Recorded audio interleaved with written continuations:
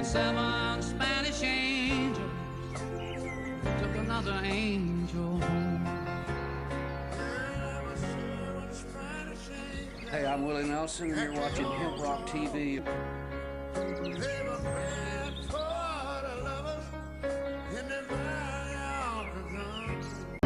Online, on air, on demand, continuing in-depth team coverage. News Radio 700 WLW. Don't want to be an American idiot. Welcome to Friday Night. Scott Sloan, the big one, 700 WLW this hour. Well, if you get convicted for driving under the influence, but it was weeks and weeks ago from the last time you were intoxicated. Does that sound fair to you? Well, it does if you're Ohio and Indiana lawmakers. Details this hour on the big one, 700 WLW. We'll get a break in. We got news. Seg stands by. The Friday Football Follies is next. We'll also switch gears on topics. If you're convicted for driving under the influence, but it was weeks and weeks from the time that you actually were intoxicated to the time you're arrested, does that sound like good law? It's happening in Ohio, it's happening in Indiana, and they want it happening in all 50 states. We'll get into that and a lot more. Quick break, back with more Scott Sloan, the big one, 700 WLW.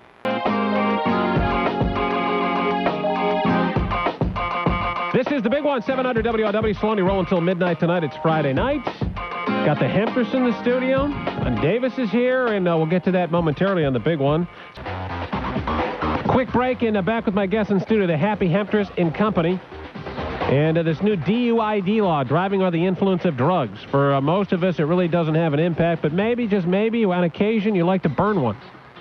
And if you burned one weeks ago and you get pulled over by the man, and the man pulls you over and asks for a pee or a blood test, and you wind up testing positive, what you smoked and what you put in your body 3 or 4 weeks ago may show up on that test, and you can be convicted. If you drive under the influence or you're inebriated and you're not sober and you have a problem controlling that motor vehicle, that is one thing. However, when you're being penalized for something you did weeks ago that has no impact on your driving ability in the here and now, is that good law or is that an agenda against marijuana? I think the latter is true, and I think it sucks. We'll get to that after a quick break on the big one, 700 WLW. This is the big one, 700 WLW. Slowly rolling till midnight. Switching topics away from the story of the day, and that is the abusive football coach, or rather the kid that was out of his mind, too. Something that concerns a good portion of my listening audience anyway, and friends of people like my producer, Matt Steinman. Let's say you're out, maybe, I don't know, you're at a party somewhere, you like to have, maybe some marijuana every once in a while, as many baby boomers still continue to enjoy, and people of my generation sometimes like to enjoy that themselves, or maybe, I don't know, you're a medical marijuana patient, or at least fancy yourself one, and you're out for a drive, you get pulled over, and the officer suspects that maybe the reason you're driving erratically or the tail light is on, he suspects there is something about your person that would indicate that you are using drugs. And you submit to a blood test or a urine test, and they discover that you have metabolites, and that is, we'll get into what a metabolite is of marijuana in your sample.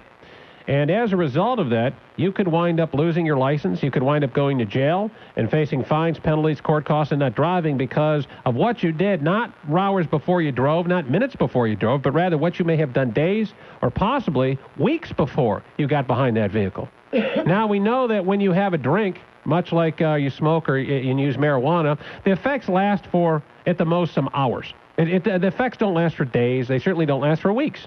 Okay? And you may have been in your home, your double-wide, your apartment, or somewhere either drinking or using cannabis and did it in the privacy of your own home. You weren't hurting anyone. And later, at a later date, a week or a couple, maybe a few weeks later, you're out for a drive and you get stopped. Do you think it's possible to still be high from the marijuana you used a couple days or a couple weeks before? I don't think so either. But that's what the law reads. And joining us tonight on the big one, 700 WLW, to talk about this is the Happy Hemptress. Tonya Davis is here. You brought a whole bunch of people with you tonight. Well, we like to bring a little bit of a crew around if we can and have everybody's perspective, And of course, I have to thank you, Scott. It's been a while, but thanks for having us on. I always appreciate it. All right, nothing but love, baby. Absolutely, right back at you. Nothing but love. All right, we'll get into the details of that. Was I exaggerating, as we usually do here on the big one, for ratings and revenue, and we drive the ratings up and cause people to get upset and angry and their blood to boil and get all pissed off and all that stuff when we make stuff? Am I making all that up there? Is that No, unfortunately, Scott, this this time. It's not an exaggeration. You're absolutely what do you mean correct. This time? You're supposed to say you never exaggerate. You know, unfortunately, but you're correct. If you smoke, or I smoke, or Tonya, or anybody else smokes a joint last week, and then because something happens, they go around a pothole on the road, and the cop thinks they're driving erratically and pulls them over and says, I think you're under the influence, and now you have to go to the police station and pee in a cup, you will fail. And you will probably lose your license. Because of what you did maybe a few weeks ago. A week ago or 2 weeks ago, exactly. And how long, what is like the maximum that you've ever had as far as a high goes when it comes to smoking marijuana? How long? What does that last? Well, certainly not days, as you were saying before. Right? Maybe hours. Maybe hours. If it's really good, well, maybe half a day. Okay. And lingering towards the last couple hours but certainly or something. Not days. But you don't usually find that in the Cincinnati area. You got to go to the West Coast for that kind of stuff. Severe West Coast. So the West Coast, but we don't live in the West Coast. We live in Ohio. Right. And, you know, personally, I think there'd probably be a lot more road rage out in the California highways if it wasn't for that good bud they have out there. I'm with you. But that's a different topic. All right. Well, maybe save that for after 11. How about that? Okay, we'll do that in the later hour. I'm not too far off, though, and even if maybe you don't use marijuana, which is the bulk of society, and you're thinking, I really gave too much thought about, maybe I'm for medical marijuana, but I don't know if we should legalize dope for everybody, or maybe you think that way. Regardless, though, you have to look at this law as rather draconian because you're penalizing somebody for something that doesn't have any bearing on the here and now. If you're driving intoxicated, if you're driving drunk, if you're causing problems on the roadways and you get stopped at a checkpoint or for whatever reason, especially on a Friday night like tonight or Saturday when most of the stops happen, you know what the law is. If you're drunk or you have drugs in your system, you know what's coming to you. But why do you penalize someone for something that has no bearing on your ability to drive a vehicle? You're not basing it on marijuana, which is the THC, right? That's the stuff that gets you high. Yeah, it's the metabolites, which is basically, let's see, I'm not a technical scientist to be able to explain it. Because I'm an idiot, so you have to explain it. If you start talking technical, I'll have no idea what you're talking about. My eyes will glaze over. I'll look like one of those deers that's stuffed and mounted somewhere. Well, let's see. You know, you get a sugar rush, or caffeine rush, even though people say that you're not supposed to. You do. Let's say you have that. And instead of it being the part of the chemical that gives you the buzz, it's just the part of the chemical that is the makeup of the part that gets you the buzz. It's like the digested food of the marijuana. Yes, exactly. Really, it's leftover part. It's like fiber.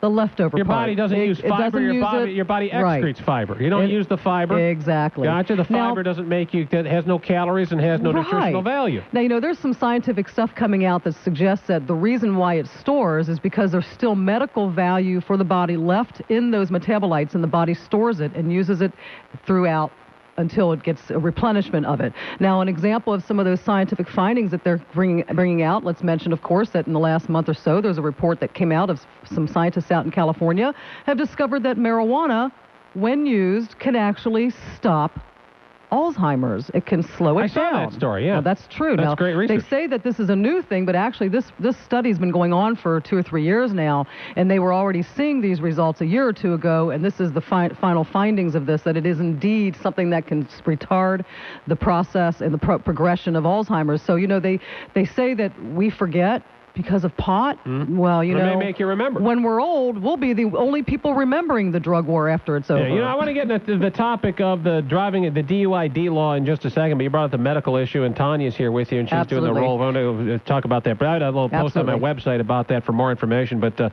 Monday is the day, correct? Yeah. And how are you, Tonya? How's everything? I'm fine, Scott. How are you? I'm doing good. She's fighting the battle for medical marijuana in the state of Ohio, which is, recreationally we can discuss that and joke about it and talk about whether recreationally marijuana should be legal or not. But for medical marijuana, I think it's absolutely stupid. I think it's archaic, the notions that we have in Ohio that we're going to allow pharmaceutical companies to make drugs, which is fine. I'm a big fan. Country. I'm a big fan of big pharma. You some take of their drugs are okay. Drugs, it works okay. You know, it's a business. Some kill you. It's good. Well, again, people they kill more people every year than anything else. People kill themselves, else. but I'm a big fan of big pharma. That's okay. But outside of that, you have a perfectly natural substance that a lot of people like yourself can't tolerate prescription medication, and because of maybe what our leaders in Washington, who, you talk about the epitome of the culture wars that I wrote on my blog site, I think for basic terms, you have those memories that our leaders do of what Woodstock was like, and so they think that everyone's a dope smoker, is a hippie, you're dropping LSD, you're having free love on the streets, and it's going to be what's wrong with that, even if they are? It's a You're not helping the point. It'll be like the radical 60s again. And they look at this and go, "Oh, it was like the 60s, a bunch of hippies." Well, that's not the case because we have documented cases from various white papers and physicians, and there have been studies, and people like yourself and real people like yourself, Tonya, who get relief from using marijuana from their pain. And, if you're suffering, you see yourself, or you're disabled, you're in a wheelchair, which we'll get into in a second, but if you get relief from that and it causes you to have a couple hours without pain in your life, whether it's you or my mom or my dad, I'm all for it. I'm all for it. So you're having a roll with Tonya, Cincinnati to Columbus 2006. It happens Monday. It culminates Monday on the steps of the courthouse in Columbus. Tell me about it. Yes. I'm real excited because we've gotten the first permit ever gotten for an event of this kind on the State House lawn. Now, you're going to laugh because it's on the High Street side of the lawn. Are you going to smoke the lawn? You can't smoke that kind of lawn. No, I'm not going to do that. Good. But I'm going to be reading a public announcement from a physician, an Ohio doctor that's brave enough to stand up and support this issue.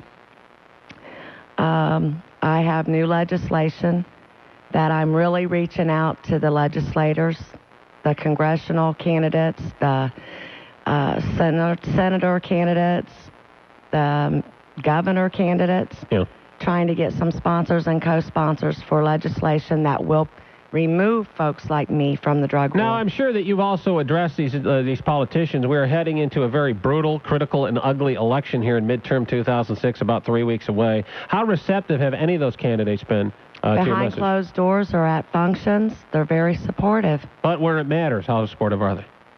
That's why I'm trying to put some pressure on them. Yeah, to her face, they support. Yeah. When they're not in front of her, they go the opposite. Right.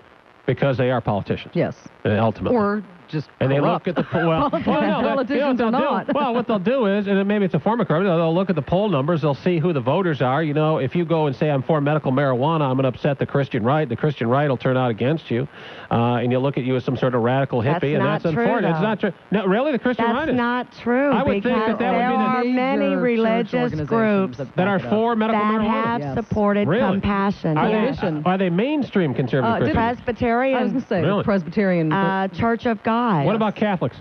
There was a Catholic bishop. There are some individual Some of them, churches. but it's not widespread. No, the main Presbyterians It's a did. touchy issue in an election, I think, and maybe after the election we'll have some success with that. But I want to get the details about the role with Tonya in just a second, and also this issue if I get pulled over from smoking dope 3 years ago, how that's relevant on me absolutely being able to drive a motor vehicle in the state of Ohio, and if I'm a danger to people. Quick break, and back with more. The big one, 700 WLW.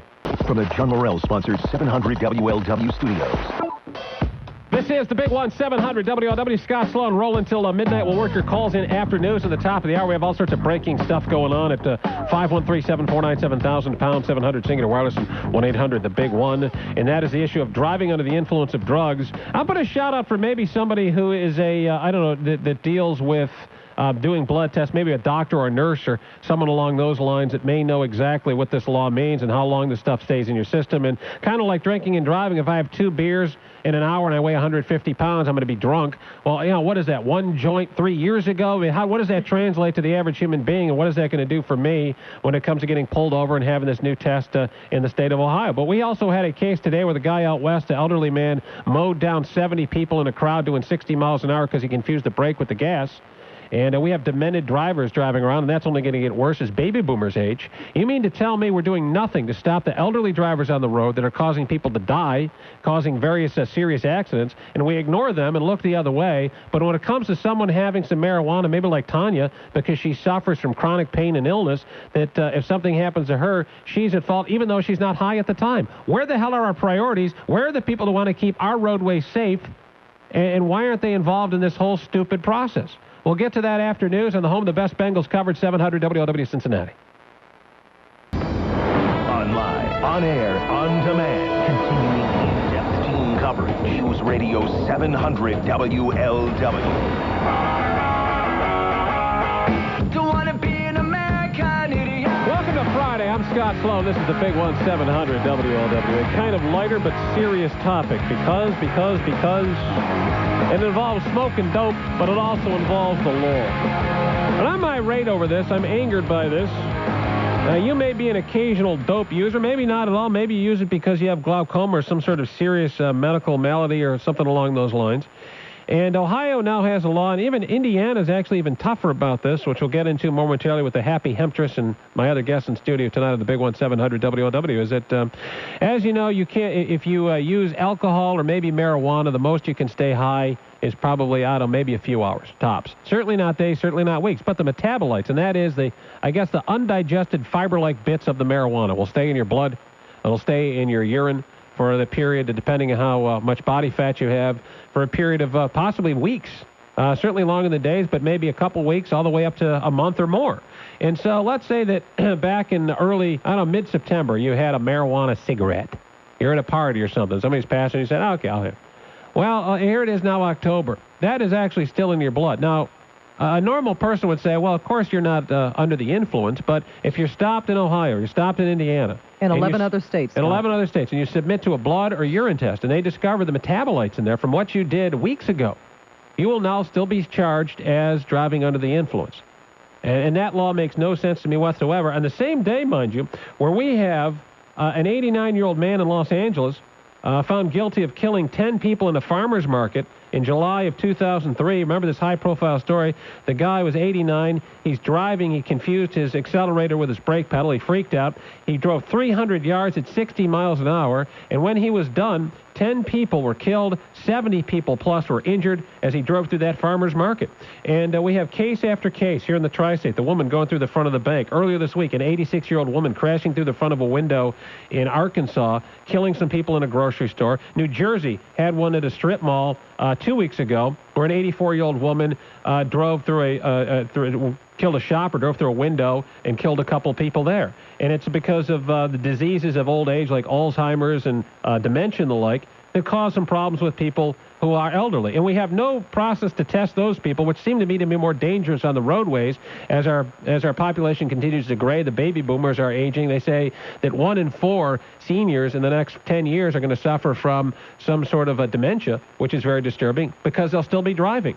So what's more dangerous on the road, an elderly driver or someone who had some marijuana 6 weeks ago? Well, clearly the elderly driver is going to be the problem by sheer number. The Happy Hemptress is in to talk about the law. I don't know much about this. This passed, I think, became law, a couple months ago, yeah? Exactly. And that's 11 states, Ohio, and I think 12 including states, Ohio. But Indiana's like a lot tougher, is that right? I'm not even sure if they're one of the states. I'd have to get the list and find out what the states are. But let's put this out first. Well, let's talk about Ohio, because the bulk of our listenership is in the state. Yes, absolutely. And I don't think Kentucky has done this yet as well. But there is one guy, as we talked the other day, Scott, there's one guy, he's a lobbyist, and I'm not going to say he's exactly like Aronoff, but he's on the same level as Aronoff, where this guy is taking money from the pharmaceutical drug testing industry to run his consulting business, which is based only on this topic. He goes around consulting and lobbying Congress on how to get these laws passed in every state, and his goal is to get it passed in every state. And what will happen when that happens, Scott? The drug testing industry will boom more than it already is. So this is a boon for the drug testing industry. That's all this truly is about. It is not about safety, because if it were about safety, there would not be an exemption for pharmaceutical prescription drugs. I saw this statement, and maybe you can clarify this, and it seemed a little high to me, no pun intended, from this character that said that 1 in 4 people right now have marijuana in their bloodstream. So you think a quarter of the population are dope smokers. That seems a little bit excessive. I really think there's more than that, to be honest with you. Absolutely. But do you think that a quarter of the people on the roads are driving high right now? I think that probably half the people in this country smoke, or maybe even more than half smoke. That doesn't mean they're driving high on the road, but that, it's unfortunate. Gay people don't like to tell the world that they're gay. It's a novel thing over the last number of years. They want to come out of the closet. But, it's not illegal to be gay. It might be some people are prejudiced against that, but you won't go to jail for coming out of the closet being gay. So think about that. If somebody's a pot smoker and they know that if they come out of the closet or tell a poll that they're talking to or whatever that they use pot, they are afraid to do that. So I believe that if a fourth shows or admits to use, that is probably 3 times that. Maybe, yeah. Okay, but that doesn't mean that they're driving high on the highway. What does that mean, though? Is it mean that, like, if they, again, it gets back to the metabolite thing, that these people could have had marijuana a few days or weeks ago, and they're currently not high right now? Yeah. That's what they're doing. They're taking stats from where somebody's been in a wreck, and there's been injuries, and they've taken blood tests, and they go, oh, look, 1/4 of people involved in accidents on the road have marijuana in their system. Right. But that might only be 5% of that percentage that were Gotcha. actually high at And the then, time. if you're a gay pot smoker, Hey, wow. you might as well just stay in both of those closets. Yeah, forget because about you're it. in trouble. I put a call. I wanted to know this. Melissa joins us on the big one, 700 WLW. Melissa, are you a nurse? You a doctor? What do you do? I'm actually a laboratory technician. Okay, what do you know about, like for example, I don't want to get the details of this law. I read it like 8 times and I'm stupid. I don't know what 15 deciliters, Right. and, I don't know what the hell that is. Kind of like .08 with drinking. I don't know how many, I have an idea because they got those little wheels that tell you, based on body weight and stuff, how many drinks you can have and still drive. I don't know, like let's say I'm a dope smoker. I mean, what is that, like one joint like 7 months ago? What is it? Well, actually, if you're talking about an occasional user, maybe every weekend, once a month, just when you see your certain buddies, it's going to be out of your system in about 3 days. So if you use once a month or so, it's 72 hours. Let me stop, Melissa. I think that also depends on the body weight and how much fat content each individual has, because it actually, let's get it across, it actually stores in the fat contents of your body. Yeah, so if somebody is very skinny with barely any ounce of fat on them, it goes right through their system and it can be gone. But somebody who's very large, when Seg gets high, a lot more. Then what happens? Seg's, forget it, Seg. You're in trouble. He has dope in his body from 1904. But the problem, the original sin. Yeah, he's still high. The problem you get to is the people that do use it on a daily basis. That's going to be in your system 4 to 6 weeks, at least. So 4 to 6 weeks if you're a fat ass. So there's more incentive if you're to stay skinny, right? I mean, there's another reason. Well, yeah, that too. But I mean, if it's a regular user or somebody that's going to use it every day for chronic pain or just having fun, you're going to be in there for 4 to 6 weeks. Yeah, it's going to stay in there. I got you. There's nothing else in it. And that's a really unfortunate thing. And here's the other kicker. I don't know what Ohio's law is now. I saw it when it was proposed before it was put in. But when you go for a job or something like that, you're looking at a cutoff range of 50 nanograms per milliliter. And that's what triggers the positive. The problem with the law is they're talking as low as 2, which is... I think it's 5 and 15, and I'm not sure which the different levels are. 5, 15, 20, 22, I hear 80, but that means, okay, 2 is what? I mean, that's just like a trace amount? Yes, it is. Yeah. And I mean, it's almost imperceptible from 0. So you can get a DUI with the amount that the state level is for a DUID, but you won't lose a job. Exactly. So I can get like in alcohol terms, that would be like what? Having a sip of beer? Pretty much. So if I have a sip of beer, it'd be far less than .08, but to make a fair comparison in this case, it'd be a sip of beer 3 weeks ago. Yeah, exactly. But that doesn't sound like good law to me. That sound like good law to you, Melissa? No. And the other problem is the only true way to know that it's marijuana and to get a good thing is to run GCMS, which is... Oh, yeah, I got one of those. Yeah. And it's a truck. Yeah, explain that, because that is how they're testing it, is the gas spectrum. Chromatography, mass spectrometry. Thank you. Now, what the hell is that? It's basically, it triggers a color change, and by the way it is, you'll see it on CSI when they want to know exactly. Oh, okay, I got CSI, yeah. This is that chemical. That's the only way to truly know. But they don't do that. They just say. So what you're saying, it sounds like what you're saying is, Melissa, is that there may be other things that mimic the same metabolites that marijuana does. Like what? Like what? Is it like the old poppy seed thing on Seinfeld? Where you had the poppy seed bagels and Elaine can't get the job because she keeps failing the drug test? Regular prescription drugs. If you go on Medscape or anything, if you look up the drug Protonics, which a lot of people are on for gastroesophageal reflux disease. Was that Nexium? That will trip a screening test as positive. It says it right in their literature. What about like Raisin Bran? Sesame seeds. Sesame seeds. Okay. So like stuff in your regular diet. So you have some sesame seeds. That's not good either. No. You can eat hemp seeds, and it can trigger the positive. Any seed maybe, too? Like flax seed? What about that? Possibly. But there's a lot of other chemicals out there that can trigger the screening test. Now, if it goes to GCMS, they can tell whether or not really is. But they're not going to do that unless you're attorney, maybe, if you're a defendant and you have a private laboratory do it at great cost to you to prove your innocence and say, no, it's not marijuana, it's sesame seed residue or raisin bran residue. But you shouldn't have to do that in a court of law to defend yourself. And so, yeah, your grandmother, if she has reflux disease and she's taking Protonic, she could be happily driving along, get pulled over and they decide to test her. She just tested positive for marijuana. Yeah, well, I don't want, and the reason I would not want my grandmother to drive is not because she has indigestion, but rather because she's 89 years old and has no damn business being behind the wheel because she is like a magnet to a farmer's market. We don't need that kind of stuff in Ohio. I got to work a break in and more with the happy Hemptress et al. And this ridiculous new law in the state of Ohio, and possibly where it came from and why it exists and what are the forces behind this whole thing, and certainly affect you and maybe a loved one. Straight ahead, the big one, 700 WLW.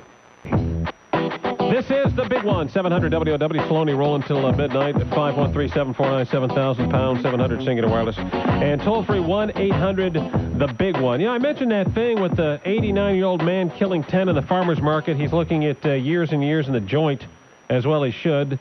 For his, for getting behind the wheel of a car when he shouldn't. But in Japan, drivers age 70 and older are now going to start be given a dementia test to renew their license. How about that? And so they think that they're like in Japan, maybe 300,000 people, and 20% of those are drivers. So that's significant on the island of Japan. That makes sense there. It makes sense here. But here in the United States and here in the state of Ohio, and especially in Indiana where it's zero tolerance, you can get busted for smoking dope 3 weeks ago. And you can be a demented old driver, and they'll slap you on the back and say, have a nice day. So I think impairment doesn't matter if it's because you're smoking something, you're drinking something, you pop something, you shot something up, or in this case, you happen to be extremely old and don't have your wits about you. Impairment is impairment. So let's deal with that case. Instead of making stuff up here in Ohio and going after people like Tonya Davis who needs it just so she can get up in the morning. And then, by the way, I mean, how often does someone in your condition, Tonya, you take it the pill form, the smoke form. I know in California you can go to various places and I think clubs, right? Is that how they do it there? They have dispensers and stuff, and it makes it much easier. You ever consider just moving to California because it seems a lot easier? No, I want to stay right here in Ohio. And fight the fight. Yeah, I'm going to fight the fight. There's a lot of folks here that need me. Now, I'm going to make a point. As I said earlier, the exemption on this DUID bill is for prescription drugs. If you can have a script for Valiums, OxyContin, take your drugs and go drive. And if you get pulled over and for erratic, or they think you're high and they do a test and they find out that you're high on your own prescription drugs, you're out of it. You don't get the DUID. Like Patrick Kennedy in Washington. Right. But now, what about Marinol, since you bring it up? Marinol, which is a synthetic derivative of THC. Yeah. If you take Marinol and you have a prescription for Marinol. Pill form, right? In the pill form, and you get pulled over and they run the test and they see that you have marijuana in your system, you can say, well, I have a prescription for Marinol. So you can be high on Marinol, but not high on the natural one. Or I could be high on Valium, OxyContin, Percocet, or anything else. Darvocet. So this isn't about whether or not you're high on marijuana. It's the fact that you're not high on their drugs. You see, because it is the pharmaceutical companies that own the drug testing companies who are pushing these laws.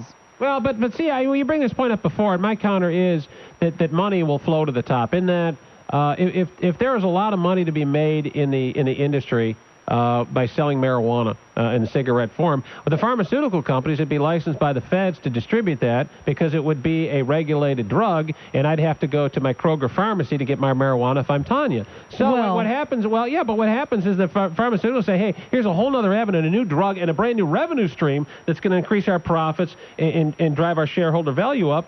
So I would think that the pharmaceutical companies would be for it because they would be the first ones to prosper. No, it's about your competition. Anybody can plant marijuana and grow it. Anybody that has a halfway decent green thumb. Right. But you don't see the tomato farmers lobbying against backyard tomatoes. Okay? Because most people, even if they do grow tomatoes in their backyard, still throughout the rest of the season when they can't grow them, still go to Kroger's and buy their tomatoes. But, you can pretty much, even in your closet, grow marijuana and not have to go to the pharmacy and buy to do that. To do that. Yeah. So it's And about so I would think the closed competition. Yeah, the pharmaceutical companies say, well, you know what, we can regulate this. And it has to do with values, too, and it's because baby boomers are the ones running the country right now, and they are scared of people who use drugs, and they have a big fear of marijuana because they grew up in an age and era when reefer madness was the most we knew about marijuana. And now we found out it's probably a lot better for you than many things we put in our body, but we're still married to those values of the 1930s. Or that the reefer madness was not true at all. Is that my parents and the baby boomers need to croak so my generation can take over and straighten this whole mess out. How about that? Yeah. Again, it's vested interest. They can make more money off of the drug testing industry because they're drug testing everybody then. Everybody doesn't. Right? Everybody doesn't smoke marijuana. Absolutely. But if you're trying, everybody has to work. So everybody has to get a job. And in order to do that, most of the people have to pee in a cup. And every time, and we didn't ask Costs Melissa, money. but what is the cost of the average drug test, Scott? $150 a pop, okay? You multiply that by how many people are in this country, and that's a lot more money than they sell to the medical patients. Especially when the economy's buzzing along. People are looking for jobs. The Dow is over 12,000. That means more job opportunities, more people peeing in cups. Quickly, Donnie in Price Hill on 700 WLW. Hey, Scott. Mary Jane, you're so sweet. Reese's Pieces can't be beat. Mary Jane, you're so fine. And double stuffed Oreos are mine on mine. Scott, happy mistress. I love a girl, her name's Mary Jane, and I'm loving her right now. And when I'm sky high, I make my boy drive, and everything's fine. He may be 13, but I tell you what, the guy can drive like I can't. And if he gets busted and he's high, it's on his shoulders. But listen, I got a different subject. You mean a 13-year-old drive? Hey, I got a wiener dog. His name's Dr. Sarcophagus III, and he wears sweaters. And happy mistress, maybe you can hook me up here. But you hear about those hemp clothing? The hemp clothing? The hemp clothing, yeah.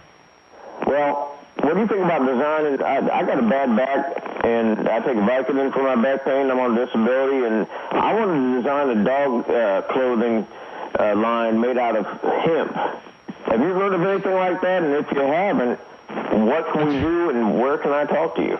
Okay. You're using Vicodin pot and your 13-year-old's driving? Well, if he gets busted, and your biggest concern is making sweaters for your dog out of hemp? Well, first of all, he's not a dog. His name's Dr. Sarcophagus III, and he's a Dr. Sarcophagus. All right, he's a wiener dog. The third, excuse me. The third, I'm sorry. Okay, what was the question? He was muffled before. I couldn't hear what he was saying. What exactly is the question on the hemp cloths? I'm high as a cat, and I just think I might... He already forgot. Go live. It only affects short-term memory, though. He'll remember this tomorrow, and he'll remember every bit of it. Don't worry, you won't have Alzheimer's. I tell you what, Colgate Total Clean Mint makes my teeth shine. Wait a minute. Okay. Wiener, I got a wiener think he dog. wants to know about hemp clothes, right? Yeah, for dogs. Hey, Donnie, does your wiener does your wiener dog take Vicodin for its back pain? No. Just you? Just me and my boy. All right. He's 13, and he's a better driver than I am. He's like the Rain Man. Your boy's on Vicodin.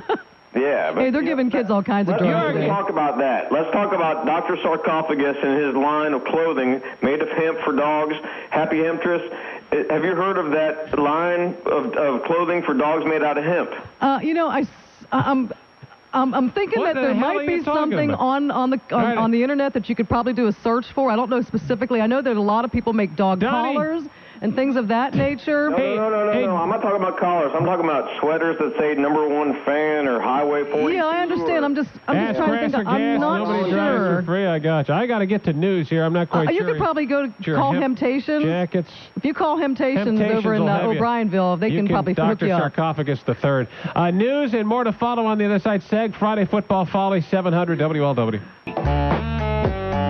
I swear to God, every night I come in here, I bring the lucky pen. I got to have the right pen in here. It's like every night for the last, 3 weeks. I can't find the pen. I think I need to smoke the dope because clearly I have onset Alzheimer's.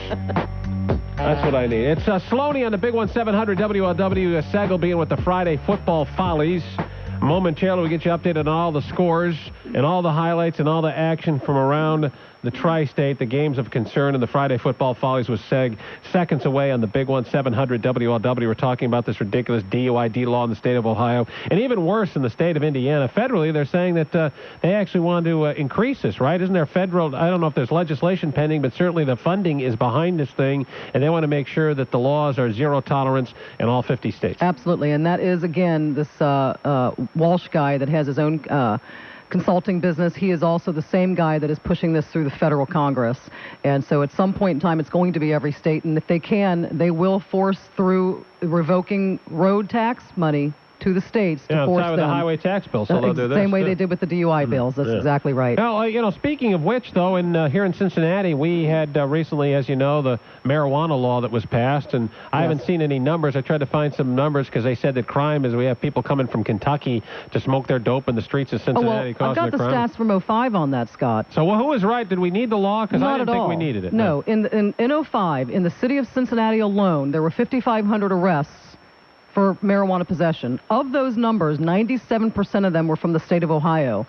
3% made up Kentucky, Indiana, and other states.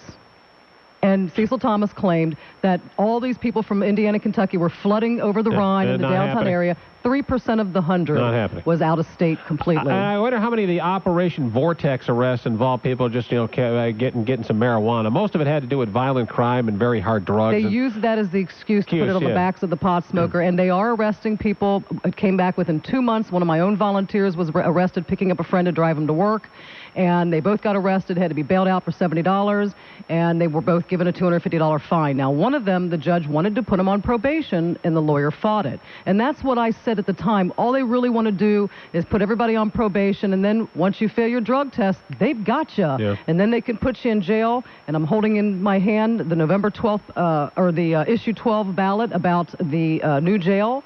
I encourage everybody to go vote on, what's the Tuesday in November for the election? First Tuesday in November, come on. First Tuesday, I forget what the date is. Anyway, please go to the polls in the county, vote no on issue 12, because if they build that third jail, folks, it will be you and your friends in there for smoking pot.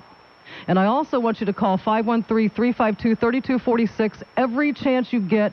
Leave messages with counsel, because we've got through now and March 29th of 07 to tell them they screwed up. Gotcha. I have the tape transcripts of those hearings in March where some of the council people told everybody in the council chambers that they will not reinstitute this law at the end of the year, because it's a sunset clause. It's over at the end of the year. Sunset clause, that's right. Yeah. That at the end of the year, if it did not bring the guns off the street and bring that crime rate down and bring murder rate down, that they would not put that law back into place. So I urge you to call them on their own words, because since then, you and I both know, Scott, and everybody listening knows, that the murder rate has tripled since March. The shooting rate has tripled. And what has the law done? Yeah. And so what did this law do? Nothing. Except put people like me and everybody else listening that smokes pot in jail. Or like Tonya Davis, who needs it for her ailments. Medical patients as well. Yeah. Cecil Thomas told Tonya herself, she can tell you what he said, that he would never go against the medical. And in the Channel 12 news yesterday, they quoted him on the 11 o'clock news last night as saying, well, there isn't enough scientific evidence that it's good for medical use.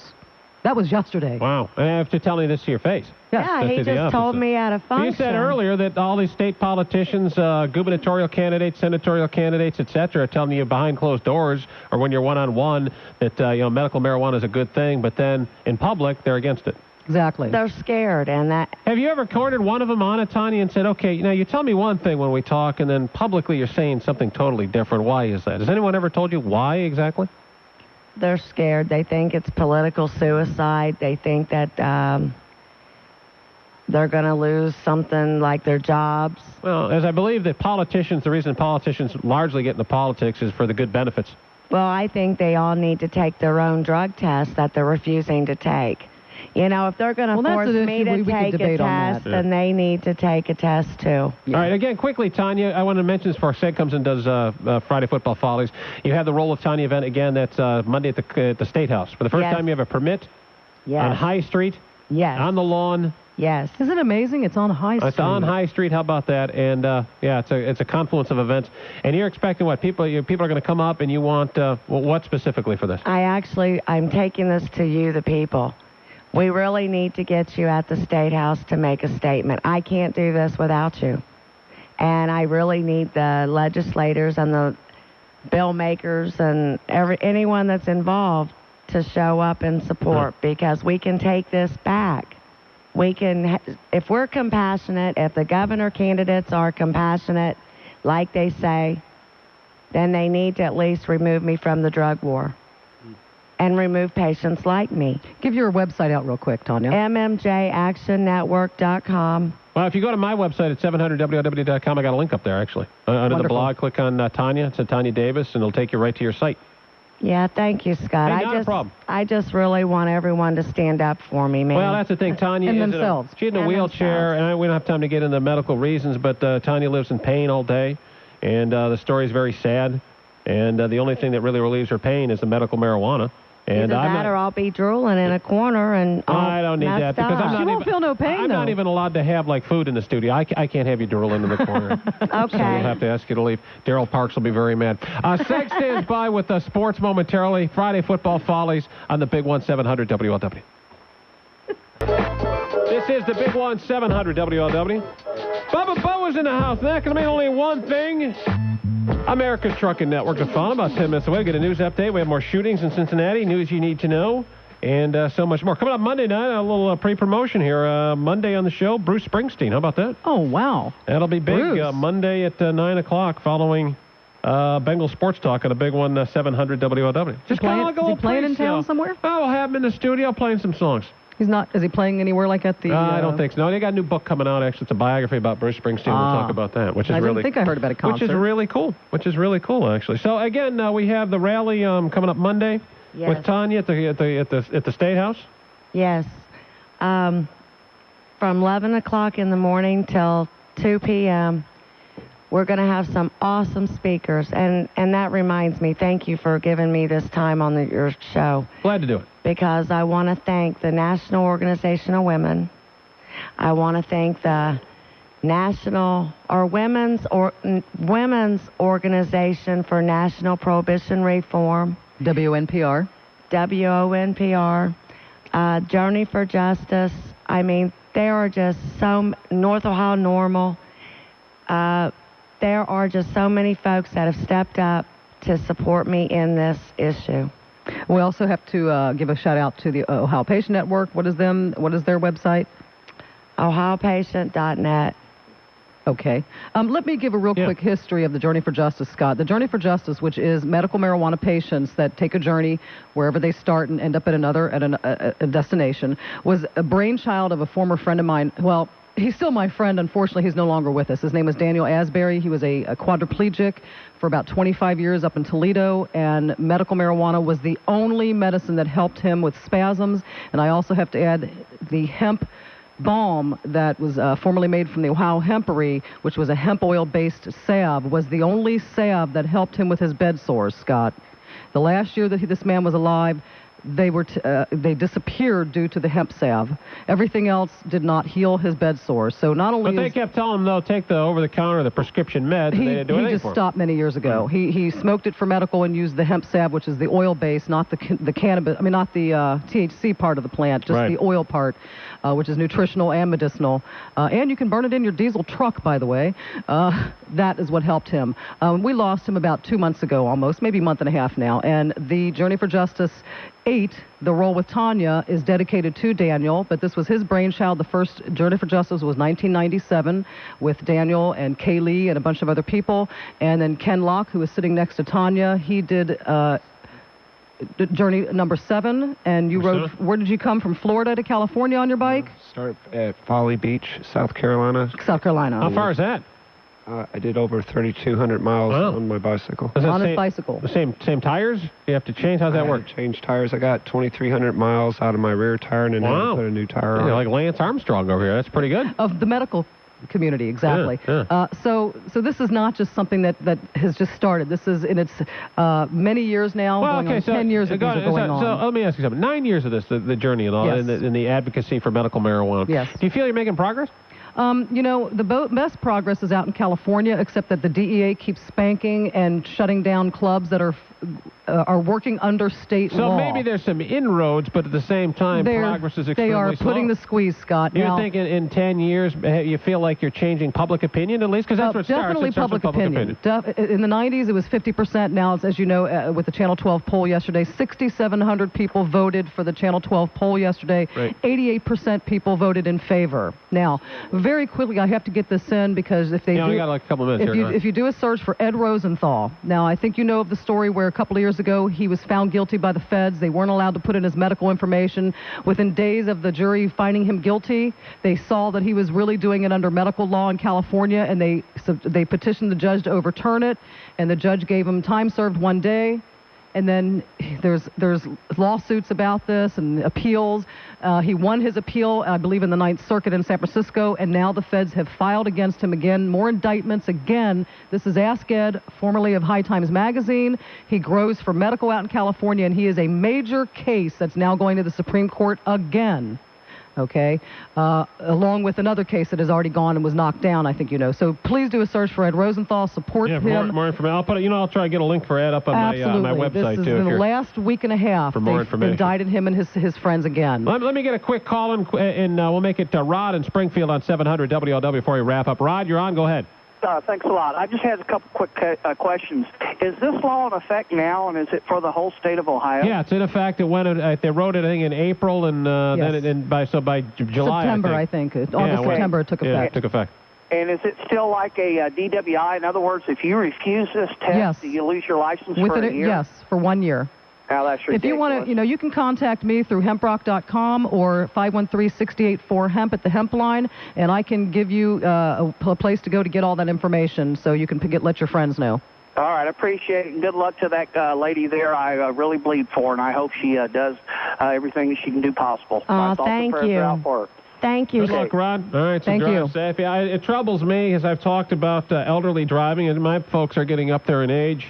They're in their 60s now, and I don't understand why we have laws, okay, that we'll create a law like this that will prohibit someone from using marijuana and then driving like weeks later even though they're not under the influence. We have laws that say your blood alcohol content is the law if you're over a certain limit, or possibly even not. You can be prosecuted under the law, go to jail, lose your license, you can't drive, you lose your livelihood, you lose your job, and we have law enforcement and we have courts that do that kind of thing. We have all these restrictions on what it is we can't do behind the wheel that's enforced by law enforcement and backed by the power of the courts of the United States. However, when it comes to elderly drivers, with dementia, we're told, well, the police, the courts, no, it's up to the families. I mean, imagine saying DUI is not a problem that the police are going to go after, but rather it's up to the families to deal with people who drink and drive. I mean, that makes no sense to regulate it that way. It certainly makes no sense when it comes to elderly drivers. And it sounds, based on this verdict today in California, the guy who mowed down all those people in the farmers market, he's looking at, I think, 10 years or 12 years in jail maybe. The courts got tough on this guy, but it took someone killing someone to do that. I wonder how many more guys are like this on the roads right now. We talk about keeping the roads safe. You don't do it by passing these restrictive DUID laws. If you're going to do that, then you certainly must go after elderly drivers and test them on a regular basis. Yeah, and again, what's going to happen is if they, first of all, have to do some kind of a sobriety test, and that's what they have to determine before they can make you pee in a cup. But while they're doing that with all the people that they think are all messed up, how many people are getting killed down somewhere else while they're testing somebody at the police station? That's what I'm saying. So we'll have to pick it up another time. Absolutely, Scott. Tonya, thank you. Good luck. Talk to you, Ron. Thanks for coming in tonight. Appreciate it. More information on the website. Home of the best Bengals coverage, 700 WLW Cincinnati.